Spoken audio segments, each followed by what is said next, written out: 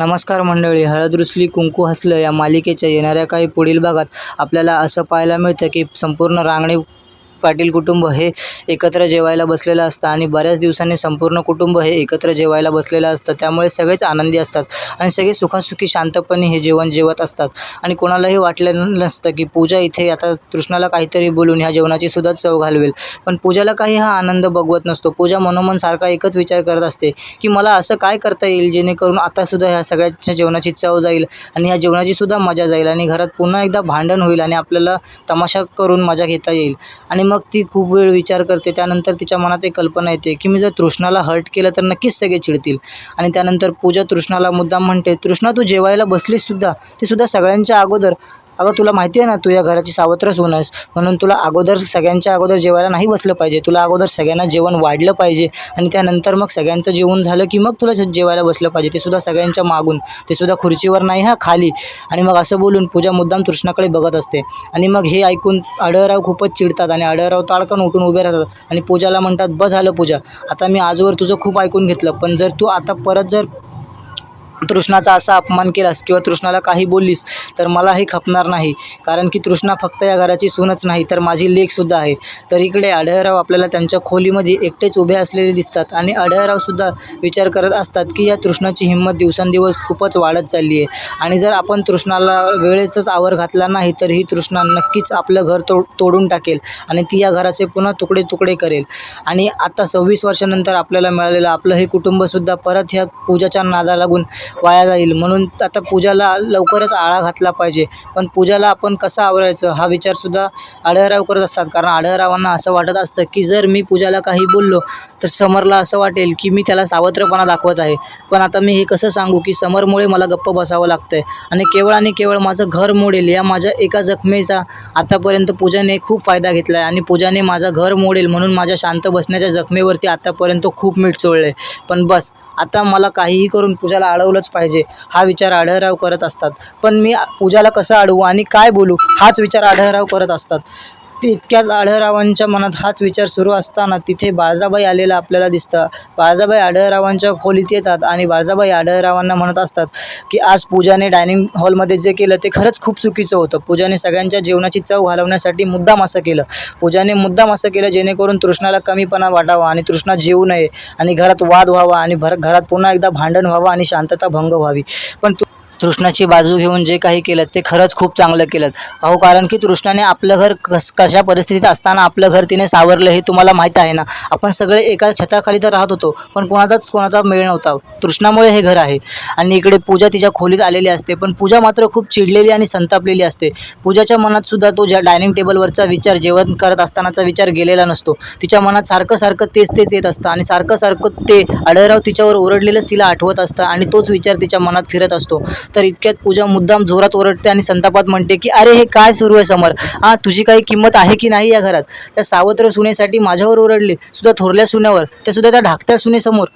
काय इज्जत आहे की नाही तुझी आणि माझी सुद्धा. 26 वर्षानंतर आपण परत आलोय पण तरीही आढळरावांना तुझी काही किंमत असलेली मला तरी दिसत नाही आहे या घरात. आणि मला तर नाही वाटत की त्या तृष्णासमोर आपली काहीतरी किंमत ह्या घरात आहे म्हणून. आणि असं म्हणून आता पूजा खूपच चिडलेली असते आणि पूजा सारखं आपला राग आणि संताप व्यक्त करत असते आणि ती सारखं आढळरावांच्या त्या ओरडण्याचा विचार करत असते आणि ती बोलत असते की आता जरी मी शांत बसले असले आणि आज जरी मी गप्पपणे खोलीत आले असले तरी पण मी या शांततेचा बदला नक्कीच घेईन आणि आढळरावांनी जी चूक केली आहे माझ्यावरती ओरडून त्याचा पश्चाताप मी त्यांना नक्कीच घडवून देईन आणि त्यांच्या या चुकीची शिक्षासुद्धा मी त्यांना नक्कीच देईन. त्या तृष्णासाठी माझ्यावर आवाज चढवतात काय? अरे या घराची मोठी सून आहे मी. अरे रांगणे पाटलांच्या सुनेचा काही मानपान आहे की नाही सगळ्यांसमोर. डायनिंग टेबलवरती कसं ओरडले माझ्यावरती सगळ्यांसमोर, ते सुद्धा तिच्यासाठी. काय तर म्हणे ती मुलगी आहे का यांची? आली मोठी मुलगी व्हायला, सून तरी होता येते का आधी धड तिला. सतत आपलं तृष्णामुळे हे घर आहे, तृष्णाने हे घर सांभाळलं का? आम्ही काहीच करत नाही आहोत का? फक्त त्या तृष्णानेच केलेलं सगळं दिसतं का यांना?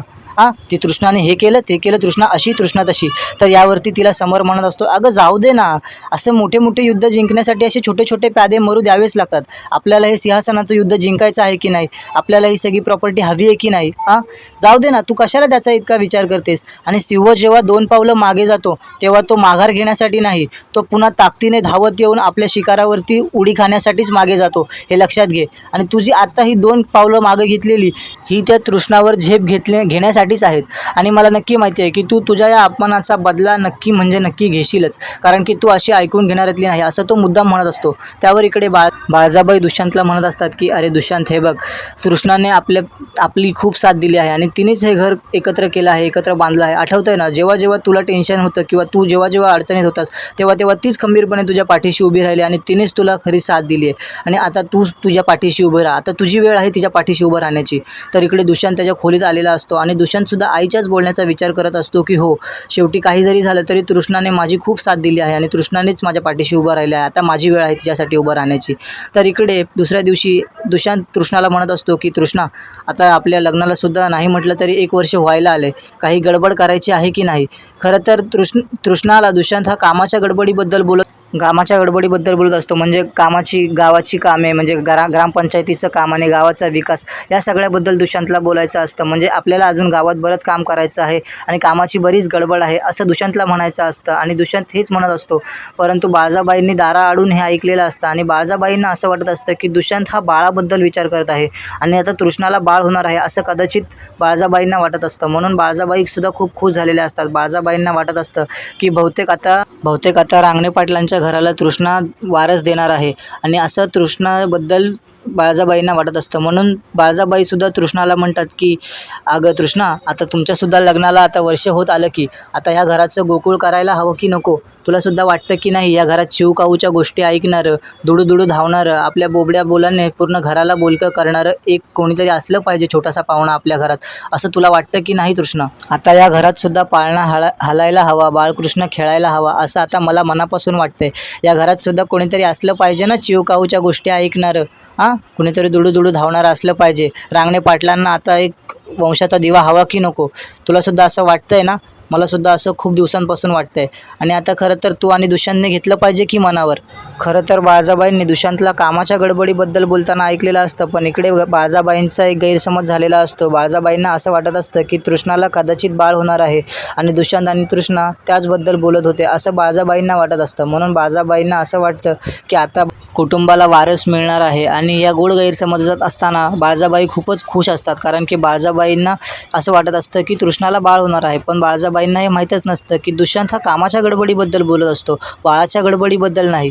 तर इतक्यात ही बातमी दाराआड उभी असलेल्या पूजाने सुद्धा ऐकलेली असते आणि पूजाला आता खूपच टेन्शन आलेलं असतं. पूजाला असं वाटत असतं की आता तृष्णाला बाळ होणार आहे आणि पूजाला असं वाटत असतं की जर हे बाळ झालं आणि जर हे रांगणे पाटील कुटुंब त्या बाळाच्यामुळे एकत्र आलं तर आपलं काही खरं नाही आणि मग या घराचा वारस आणि ह्या रांगणे पाटीलांच्या प्रॉपर्टीचा वारससुद्धा तो मुलगाच होईल, तृष्णाचा मुलगा होईल. म्हणजे अनफॉर्च्युनेटली तृष्णाच त्या सगळ्याची मालकीण होईल की नंतर मुलाच्या आधारावर. मग जर हे घर एकत्र आलं तर आपलं काही खरं नाही. हे सगळे आपल्याला धक्के मारून या घराच्या बाहेर काढतील. नाही, काही झालं तरी तृष्णाला मूल होता कामा नये, असं आता पूजा म्हणत असते. आणि पूजासुद्धा खूप टेन्शनमध्ये आलेली असते हे ऐकून की काय खरंच हे तृष्णाला बाळबीळ तर होणार नसेल ना, असं पूजाला वाटत असतं. आणि पूजा आता सारखा हा एकच विचार करत असते की जर हे बाळ तृष्णाला झालं तर ह्या बाळापोटी जरी हे कुटुंब एकत्र आलं तर आपलं काही खरं नाही आणि आपलं पितंसुद्धा उघडं पडेल.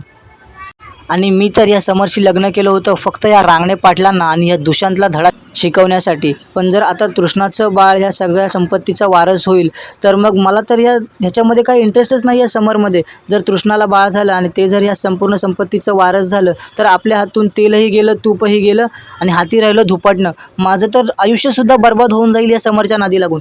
या समरकडे तरी काय आहे काय त्या आढळरावांच्या आणि पाटलांच्या नावाशिवाय? उगीचच हे असं काहीतरी केल्यासारखं वाटायला लागलं आता. पण नाही, तृष्णाला हे बाळ होता कामा नये. काहीही झालं तरी मला हे अडवायलाच लागेल, कारण की जर तृष्णामुळे आणि या बाळामुळे जर हे आढळराव कुटुंब एकत्र आलं तर आपलं ह्या प्रॉपर्टीवरती राज्य करण्याचं स्वप्न मात्र स्वप्नच राहून जाईल. आणि जर हे बाळ या घरात जन्माला आलं आणि जर जसं बाळजाबाईंना वाटतंय तसं झालं आणि जर दुष्यंतने आणि जर तृष्णाने या घराला वारस दिला तर आपला आणि समरचा काही निभाव लागणार नाही हे आता पूजाच्या चांगलंच लक्षात आलेलं असतं. आणि आता पूजा ह्या बातमीला ऐकून खूपच घाबरलेली असते आणि इतक्यात पूजा ताडकन झोपेतून उठून बसते आणि अचानक पूजा घड्याळाकडे बघते आणि पूजाला हे कळतं की हे सगळं एक स्वप्न होतं. पूजा स्वप्नात सुद्धा खूपच घाबरलेली असते, कारण की हे जरी स्वप्न असलं तरी हे एक खूपच वाईट स्वप्न असतं. हे पूजाला चांगलंच माहिती असतं की कारण जर हे स्वप्न खरं झालं तर पूजाचं काही खरं नाही आणि पूजाला लवकरच या घराबाहेर पडावं लागेल असं पूजाला आता वाटत असतं. आणि पूजा देवाचं एकदा मनातून आभार मानते की बरं झालं देवा, हे फक्त स्वप्न होतं. पण नशीब हे स्वप्न पहाटे नाही पडलं, कारण की जर हे स्वप्न खरं ठरलं तर माझं काही खरं नाही हे चांगलंच पूजाच्या लक्षात आलेलं असतं. आणि आता पूजा मनोमन एकच प्रार्थना करत असते की बाळजाबाईंना जसं वाटतंय तसं काही नसू दे आणि हे स्वप्न स्वप्नच असू दे. हे देवा, लोक तुझ्याकडे इच्छापूर्तीची स्वप्न मागतात, पण मी हात जोडून तुझ्याकडे हे स्वप्न कायम अपूर्ण ठेवण्याचीच इच्छा मागेन. माझं हे स्वप्न तू कधीच पूर्ण होऊ देऊ नकोस. त्यापेक्षा तू माझं रांगणे पाटलांच्या प्रॉपर्टीवर आणि संपत्तीवर राज्य करण्याचं स्वप्न पूर्ण कर. हे नक्की स्वप्न पूर्ण कर तू माझं, असं पूजा म्हणते. आणि पूजा आता स्वतःला जरा थाळ्यावर आणते आणि ती स्वतःला समजावत असते की हे पहाटेची स्वप्न खरी होतात, या सगळ्या अफवा आहेत, या सगळ्या भ्रम आहेत. स्वप्न हे कायम स्वप्नच असतं आणि ते कधीच खरं होत नसतं. आणि जर थोडी ना सगळी स्वप्न खरी होतात असं असेल तर एव्हाना मला ह्या रांगणे पाटलांच्या प्रॉपर्टीवरती कधीच राज्य केलं पाहिजे होतं. हे स्वप्न होतं ना फक्त, ठीक आहे असू दे, स्वप्नच तर होतं, असं म्हणून पूजा स्वतःला सावरण्याचा प्रयत्न करत असते. आणि पूजा मनातल्या मनात स्वतःलाच धीर देत असते की असं काही होणार नाही, मला हे रांगणे पाटील कुटुंब अजिबात घराबाहेर काढू शकणार नाही. अरे मी काय अशी आहे का लिचीपिची घराबाहेर काढायला. तर इकडे आढळराव आणि बाळजाबाई अजूनही खोलीत उभे राहून पूजाला आळा घालण्याचाच विचार करत असतात. पण ते एखादा असा मार्ग शोधत असतात ज्या मार्गाने पूजाला आळा घालताना समरचंही मन दुखावणार नाही आणि समरला आपण त्याला सावत्रपणा दाखवत आहोत असं सुद्धा वाटणार नाही. आणि समरला सुद्धा पूजाच्या सगळ्या चुका लक्षात येतील आणि समरसुद्धा आपल्या बाजूने विचार करेल, असा काहीतरी मार्ग आढळराव शोधत असतात. परंतु आढळरावांना सुद्धा हे लक्षात आलेलं असतं की वेळीच जर ह्या पूजाला आळा घातला नाही तर ही पूजा नक्कीच हे घर तोडून टाकेल. आणि इकडे पूजासुद्धा म्हणत असते की बरं झालं बाबा, हे फक्त एक स्वप्नच होतं. जर हे स्वप्न नसतं ना तर आता मी या घराच्या बाहेर असते आणि हे माझं स्वप्न त्या प्रॉपर्टीवरती राज्य करायचं हे कायम स्वप्नात राहून गेलं असतं. आणि माझं हे स्वप्न पूर्ण होऊ नये यासाठी मी सगळे प्रयत्न करेन. पूजा म्हणते की मी जर आता समरलाच आढळरावांच्या विरोधात उभं केलं आणि या समर नावाच्या ढालीचा वापर केला तरच माझा काहीतरी निभाव या घरात लागू शकतो. जर ही समर नावाची ढाल मी माझ्या हातातून गमावली ना तर ह्या आढळरावांच्या शब्दांपासून माझा बचाव कोणी करू शकणार नाही. तर आजचा व्हिडिओ इथेच संपतो. तुम्हाला काय वाटतं, पूजाचं हे स्वप्नच राहील की नक्की खरं होईल? आणि पूजा आढळरावांच्या विरोधात समरला उभं करणार का? आणि ती 26 वर्षे समरला झालेल्या त्रासाचा बदला समरला आढळरावांकडून घ्यायला लावणार का? आणि जर तिने असं केलं तर समर बाबाच्या विरोधात उभा राहणार का? तुम्हाला काय वाटतं हे आम्हाला नक्की